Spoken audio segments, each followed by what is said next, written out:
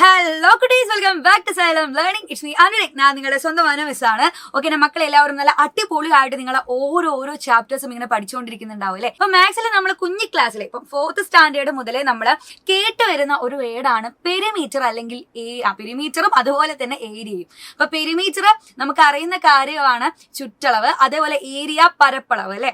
അപ്പം മലയാളം മീഡിയക്കാരാണെങ്കിലും ഇംഗ്ലീഷ് മീഡിയക്കാരാണെങ്കിലും ഒരുപാട് ഷേപ്പുകളുടെ ഏരിയയും പെരിമീറ്ററും നിങ്ങൾക്ക് അറിയുന്നതായതുകൊണ്ട് തന്നെ ഇനി അതിനൊന്നും പ്രശ്നമില്ലല്ലോ. അതിൽ ഏത് പ്രോബ്ലം കിട്ടിയാലും ഞാൻ ചെയ്യുമല്ലോ എന്ന് വിചാരിക്കുന്നുണ്ടാവും. സോ ഇത്തരത്തിലുള്ള ഓരോ ഷേപ്പിന്റെയും ഇക്വേഷൻസ് ഇപ്പോഴും മറന്നു പോയിട്ടുള്ള ആൾക്കാരുണ്ടെങ്കിൽ അത് നമുക്ക് എന്ത് ചെയ്യാം, വേഗം ഒന്ന് പൊടി തട്ടിയെടുക്കാം. ഓക്കെ, ആദ്യം തന്നെ ഞാൻ പറയാൻ പോകുന്ന കാര്യം എന്ന് പറഞ്ഞാൽ പെരിമീറ്ററിനെ കുറിച്ചാണ്. സോ പെരിമീറ്ററിനെ കുറിച്ച് പറയുമ്പോൾ അതിൽ ആദ്യം തന്നെ റെക്ടാംഗിളിന്റെയും അതുപോലെ തന്നെ സ്ക്വയറിന്റെയും പെരിമീറ്റർ ആണ് ഞാൻ പറയുന്നത്. സോ നമുക്കറിയാം, ഒരു റെക്ടാംഗിൾ എടുക്കുകയാണെങ്കിൽ ഇപ്പൊ ബോർഡിൽ നിങ്ങൾ റെക്ടാംഗിൾ കാണുന്നുണ്ടായിരിക്കും അല്ലെ.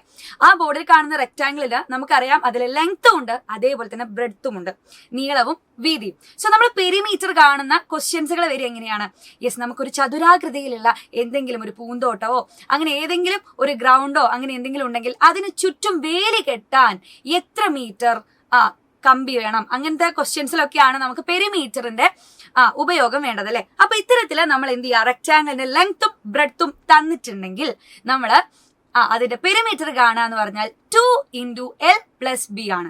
2 ഗുണിക്കണം നീളം പ്ലസ് വീതി. അത് നേരെ സ്ക്വയറിന്റെ ഭാഗത്തേക്ക് വന്നു കഴിഞ്ഞാലോ, അപ്പൊ സ്ക്വയർ ഷേപ്പിലാണ് ആ ഒരു ഗ്രൗണ്ട് ഉള്ളതെങ്കിൽ സ്ക്വയറിന്റെ പ്രത്യേകത നിങ്ങൾക്ക് അറിയാലേ, 4 സൈഡും ഈക്വൽ ആയിരിക്കും. സോ 4 സൈഡും ഈക്വൽ ആയതുകൊണ്ട് തന്നെ നമ്മൾ എന്ത് ചെയ്യണം, യെസ് 4 സൈഡുകളും ആഡ് ചെയ്യണം. സോ ആ ഒരു സ്ക്വയറിന്റെ ഒരു സൈഡ് A ആണെങ്കിൽ 4 സൈഡും A തന്നെ ആയിരിക്കും അല്ലെ. അപ്പൊ അതെങ്ങനെയായിരിക്കും അതിന്റെ പെരിമീറ്റർ കാണുക, A+A+A+A എന്ന് പറഞ്ഞാൽ 4A ആയിരിക്കും അതിന്റെ പെരിമീറ്ററിന്റെ ഇക്വേഷൻ എന്ന് പറയുന്നത്. സോ ഇതുപോലെ തന്നെയാണ് അതിന്റെ ഏരിയയുടെയും ഇക്വേഷൻ. സോ ഏരിയ നമ്മൾ എങ്ങനെ കണ്ടുപിടിക്കും, ഒരു റെക്ടാംഗിളിന്റെയും ഒരു സ്ക്വയറിന്റെയും ഏരിയ കാണാനുള്ള ചോദ്യം വന്നു.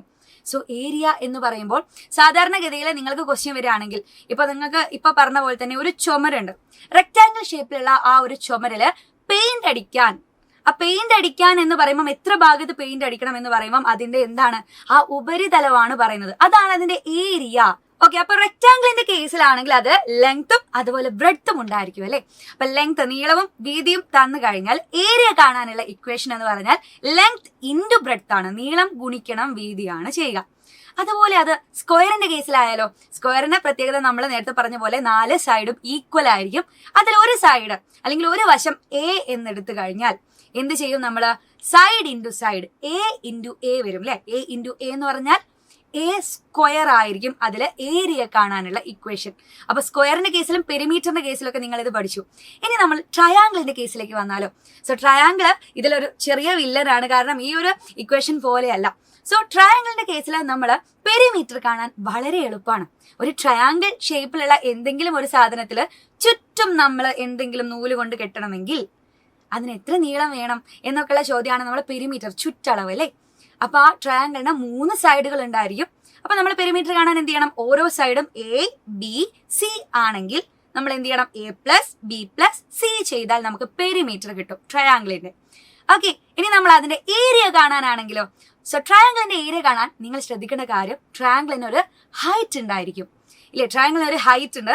അതുപോലെ ട്രയാംഗിളിന്റെ താഴെയുള്ള സൈഡാണ് നമ്മളെ ബേസ് എന്ന് പറയുന്നത്. സോ നമ്മൾ ട്രയാംഗിളിന്റെ ഏരിയ കണ്ടെത്താൻ ഇത്രയും ചെയ്താൽ മതി, ½ × B × H. ഇവിടെ B എന്ന് പറഞ്ഞാൽ ആ ട്രയാംഗിളിന്റെ ബേസ് ആണ്, H എന്ന് പറഞ്ഞാൽ അതിന്റെ ഹൈറ്റ് ആണ്. സോ അര ഇൻറ്റു പാദം ഇൻറ്റു ഉന്നതിയായിരിക്കും ഒരു ട്രയാംഗിളിന്റെ ഏരിയ കാണാനുള്ള ഇക്വേഷൻ. സോ ഇത്രയും കാര്യങ്ങൾ നിങ്ങൾ സെറ്റാക്കി വെച്ചോളാം. അപ്പൊ നമ്മുടെ ഓണപരീക്ഷയ്ക്ക് ഇതൊക്കെ മസ്റ്റ് ആയിട്ട് വേണ്ടി വരും.